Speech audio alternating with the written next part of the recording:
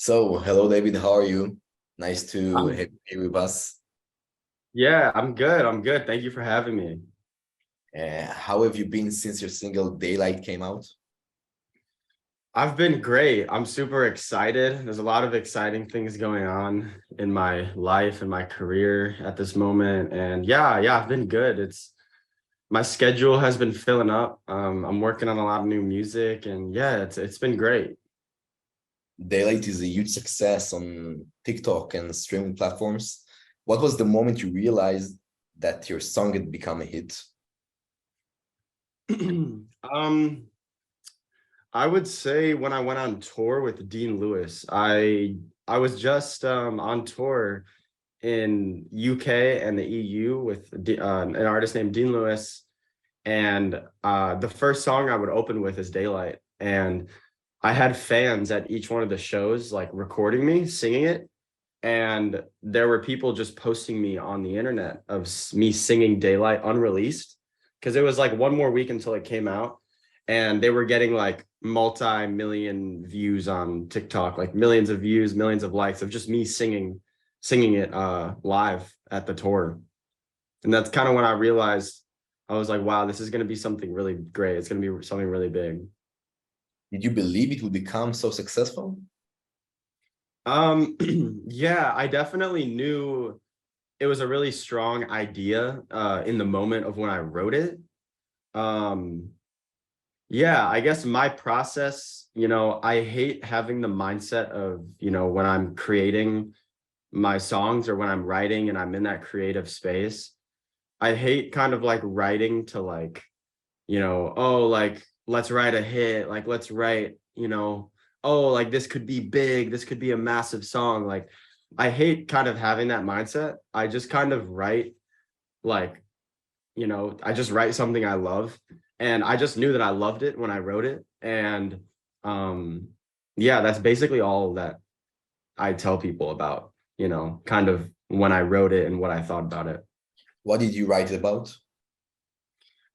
Yeah, so essentially, the song, it's about this concept of light and darkness, and how, as humans, there's a lot of dark things in our life that aren't good for us. They aren't good for our soul, and we'll give into them, and we'll kind of keep going back to them when we know that we should be living in the light as best as we can. And um yeah, it's about that, and it's like it also bases around a story of these two lovers that are struggling a lot with lust in their relationship. There's not much of true love between the two individuals.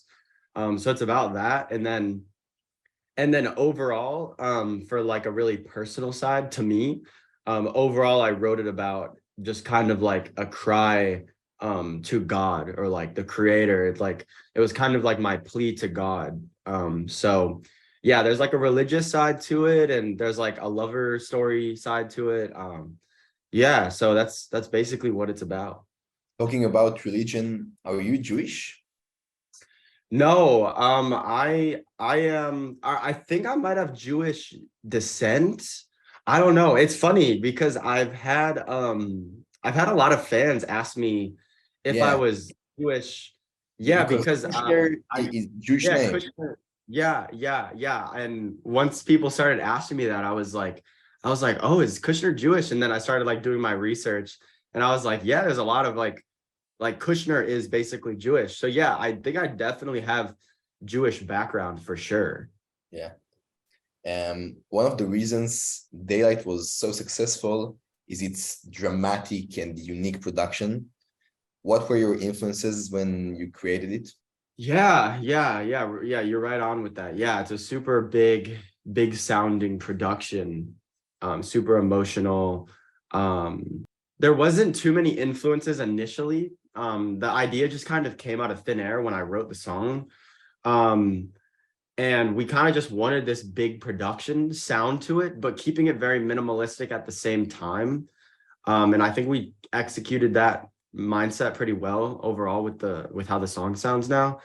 But Yeah, I mean, if there's any influences, just musically, as far as like me as an artist, I love artists like Hosier. I love artists like Louis Capaldi. I love certain bands. I love Phoenix, the band Phoenix. I love Mumford and Sons.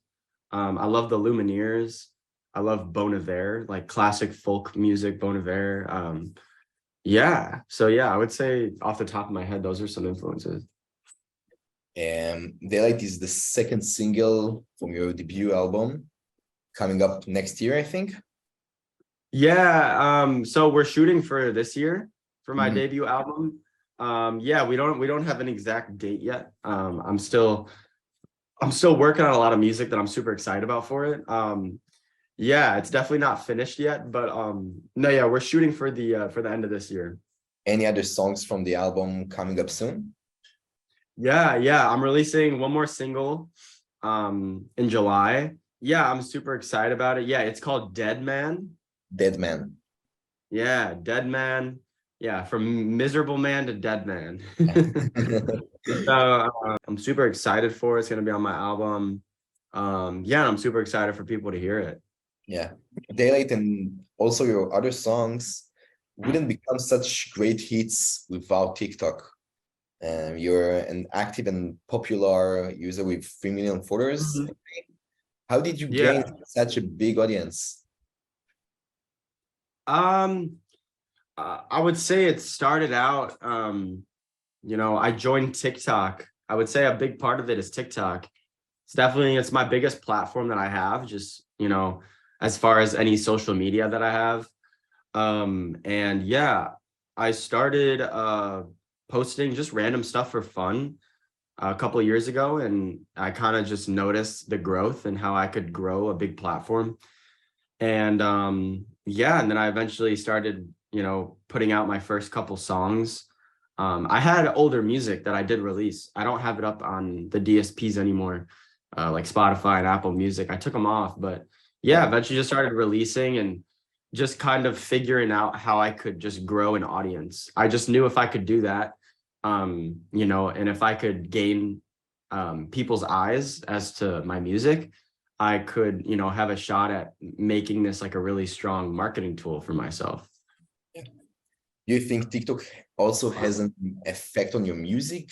Are there any musical influences you get from TikTok?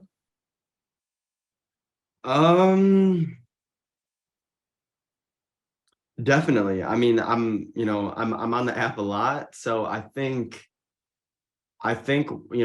certain artists that I follow, I even have close friends of mine that are artists, definitely inspire me. Definitely a lot of music that they put out on the app and share with the world. And yeah, it definitely bleeds into my creativity for sure. Yeah.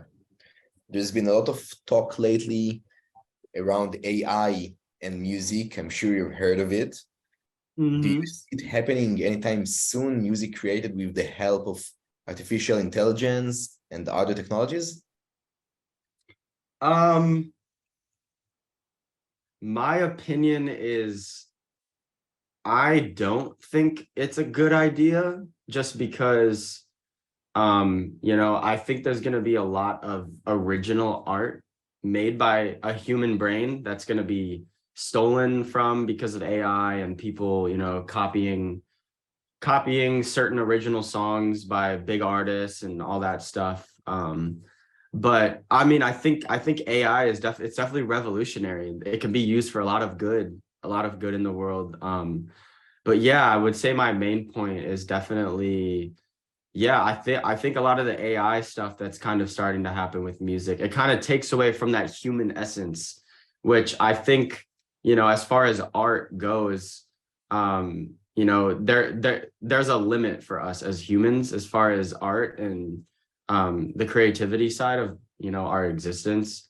And I think that there's a beauty in that. And yeah, and just having that human touch in art is very important. And I think AI is going to take away from that, I feel like. Cool. Next month, you'll be going on tour around the United States and the UK. It's not the first time you performed in the UK. You've been there earlier this year. Why Yeah. do you coming back there? Is there something special about the British audience, maybe?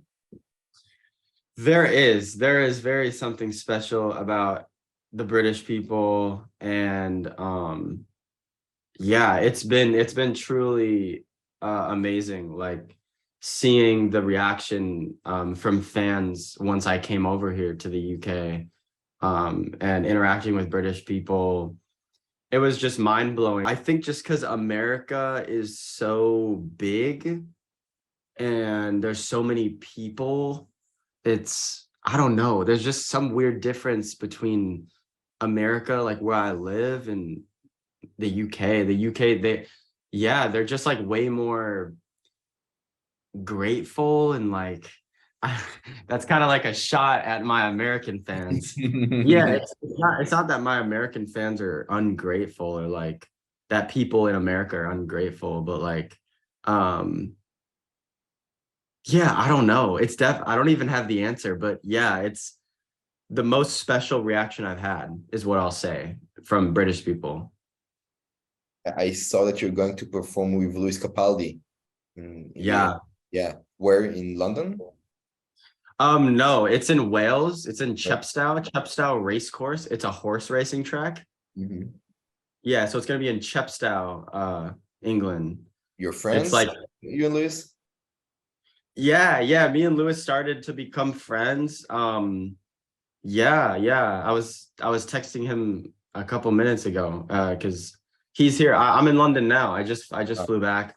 I'm working on music right now. I'm at a studio for this week. But yeah, me and Lewis have been talking, and yeah, I love Lewis. Cool. Have you ever been to Israel, maybe? I've never been to Israel. My roommate, he's an artist, and he actually just went to Israel, and I heard amazing things. One of my best friends just went to Israel. He said it was life-changing. So I only hear good things from you guys. Do you know any Israeli artists or music?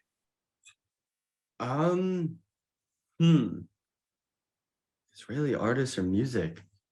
Did you not really. Did you hear about Noah Kirel, maybe? Say it again. Noah Kirel. Did you know the name? Do you know the name? Noah Kirel? Sounds kind of familiar. She just represented Israel in the Eurovision Song Contest last week. Oh, so that's so cool. Yeah, it's cool if you're not. And one last thing, is there anything you would like to wish to your Israeli audience? 100%. Yeah, I would like to wish them the best, and my appreciation for anybody in Israel who's listened to my music, and just, my posts on my social media, if you've ever interacted with me on social media, just everything. If you've ever been in a live stream before, I like to go live and sing for people, and I've 100% had Israeli people in my live streams before. I've seen, like, I'll be like, oh, like comment where you live, like what country, and then I see like Israel, like Tel Aviv. Yeah, no, I love you guys, and I'm super excited to hopefully come there and do a show. I think that would be the most fun thing ever. Yeah, we hope so. Thank you.